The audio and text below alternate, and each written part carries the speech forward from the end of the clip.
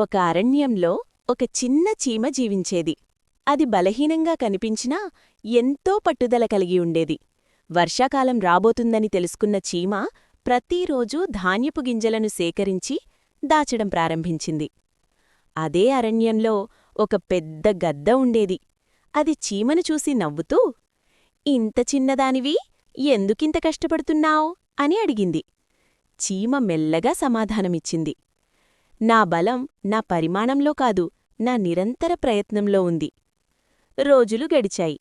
భారీ వర్షాలొచ్చాయి. గద్దకు ఆహారం దొరకలేదు. బలహీనమైంది. అదే సమయంలో చీమ తన శ్రమ ఫలితంగా సురక్షితంగా జీవించింది. ఆ గద్ద అర్థం చేసుకుంది, తక్కువగా కనిపించేవారు కూడా పట్టుదలతో ఉంటే గొప్పవారవుతారు. ఈ కథ మనకు చెప్పేదిదే.